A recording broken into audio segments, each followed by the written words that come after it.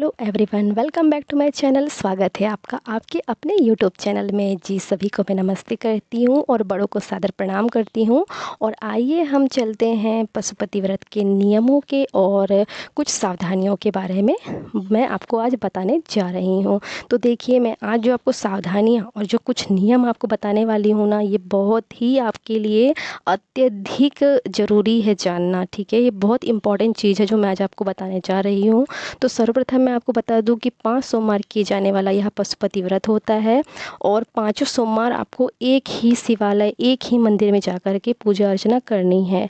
जो प्राण प्रतिष्ठित मूर्ति या शिवलिंग होते हैं, जैसे कि हम लोग पशुपति व्रत जो करते हैं उसको उसकी जो पूजा होती है वो हमें शिवलिंग में करनी होती है। शिवलिंग प्राण प्रतिष्ठित होता है मंदिरों का। तो ऐसी जगह में जाकर पूजा करने से क्या होती है, जो हमारी मनोकामनाएं हैं वो शीघ्र से शीघ्र पूर्ण होती है। ठीक है, घर में पूजा करने से इसका उतना जल्दी लाभ प्राप्त होता नहीं है और ये पशुपति में विधान ही नहीं है कि घर पे पूजा करें। तो आपको शिवलिंग की पूजा करने के लिए मंदिर जाना होता है। तो आपके निकटतम में आप देख लीजिए, कोई मंदिर जो है शिवलिंग है, वहाँ पे आप उसकी पूजा अर्चना करने के लिए आपको 5 सोमवार सुबह शाम जाना है। तो एक ये चीज़ देख लीजिए। दूसरी बात आपको ये ध्यान देनी है कि आपको थाली जो है वो कांसे की लेनी चाहिए और थोड़ी सी बड़ी थाली हो तो भी बेटर है, और ना हो पाए तो आप स्टील की भी थाली ले सकते हैं। ठीक है, आपको ये बताने के लिए मैं बताना चाह रही हूँ कि आपको थाली चेंज नहीं करना है। जैसे आपने जैसे पशुपति व्रत स्टार्ट किया है, तो जो थाली आपने पहले सोमवार में यूज़ की है वही थाली आपको 5 सोमवार यूज़ करनी है भोलेनाथ की पूजा अर्चना करने के लिए। ठीक है, आपको थाली चेंज नहीं करनी है। इसके साथ में आपको मैं दूसरी बात बता दूं कि जैसे आपके पीरियड्स आते हैं, तो पीरियड्स में भी आपको व्रत करना है। आपको बस वो व्रत को काउंट नहीं करना है। और उसके साथ बाद में जो आप व्रत करने के लिए जाते हैं, स्वयं जो शिवालय मंदिर जा कर के शिवलिंग की पूजा अर्चना करते हैं, उसी व्रत को आपको काउंट करना है।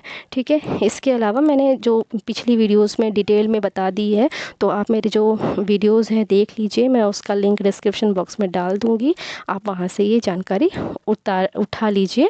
ठीक है, उसके बाद में जैसे कि भोजन का रहता है, तो भोजन करने से पहले आपको जो तीसरा हिस्सा आप थाली पे लेके गए हैं वो आपको ही खाना है। ठीक है, उसके अलावा आपको ये ध्यान रखना है कि आप जो पूजन की थाली है वो आपको एक ही थाली लेके जानी है और वो थाली चेंज नहीं करनी है। पूजन के वक्त जो सुबह की पूजा करने के लिए आप जाते हैं, तो शाम को भी जब आप पूजा करने के लिए जाते हैं, तो शाम की पूजा के पहले आपको थाली नहीं धुलनी है। सुबह की जो पूजा की थाली गई है वो वैसे के वैसे ही आपको अपने घर के मंदिर में, जहाँ आप पूजा करते हैं घर में, वहाँ पे आपको लाके रखनी है। फिर जब शाम की पूजा करने जाए तो उसी थाली में आपको 6 दीपक भोग का प्रसाद लेके मंदिर जाना है। आपको थाली नहीं धुलनी है। ठीक है, आपको दूसरी बात बता दूं कि आपको सफ़ेद भोग लेके जाना चाहिए। देखिए, भोलेनाथ को अत्यधिक प्रिय है सफ़ेद भोग, जैसे सफ़ेद मिठाई, सफ़ेद खीर। जैसे कि आप साबूदाने की खीर बना सकते हैं, मखाने की खीर बना सकते हैं। इस तरीके का आप मतलब भोग लेके जाएंगे, तो आपको सफ़ेद लेके जाना है। फिर इसके अलावा आपको बता दूं कि पंचामृत, जी सबसे ज़रूरी जानकारी है, पंचामृत जो आप लेके जाते हैं वो कभी भी कांसे या तांबे के लोटे में लेके ना जाए। हमेशा स्टील का या आपके पास चांदी का लोटा हो तो उस पे आप लेके जा सकते हैं। ठीक है, तो पंचामृत इस तरीके से आप लेके जाइए। पंचामृत को स्टील के गिलास में भी लेके जा सकते हैं, बट आपको तांबे का लोटा नहीं यूज़ करना है, तांबे का बर्तन नहीं यूज़ करना है पंचामृत के लिए। दूसरी बात, पंचामृत में क्या करते हैं, जैसे कहीं घर में सत्यनारायण की पूजा होती है तो कई उस पर तुलसी दल डलवा देते हैं। सत्यनारायण की पूजा में तुलसी दल पंचामृत में डलता है, ये तो ठीक है, बट जो महादेव की पूजा होती है उसमें पंचामृत में तुलसी दल ना डालें।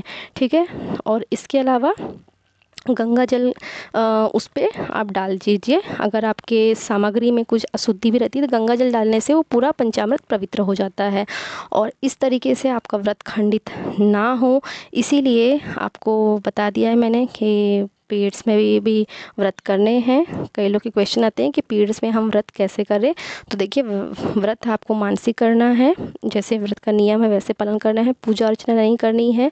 और व्रत में भगवान की मूर्ति या फोटो या घर में भी स्पर्श नहीं करना है पीरियड्स वाले टाइम पे। तो ये बात आपको ध्यान मेरे द्वारा बताई गई विधियों से अगर आप ये व्रत करते हैं, भगवान भोलेनाथ की पूजा आराधना सच्चे मन से आप करते हैं और सभी नियमों का पालन करते हैं, सावधानियाँ बरतते हैं, तो भोलेनाथ आपकी मनोकामनाएँ शीघ्र से शीघ्र पूर्ण करें, ऐसा मैं भोलेनाथ जी से प्रार्थना करती हूँ। और मुझे पूरा भरोसा है अपने भोलेनाथ जी में, अपने भगवान शंभू में, कि आपकी वो मनोकामनाएँ शीघ्र से शीघ्र पूर्ण करेंगे।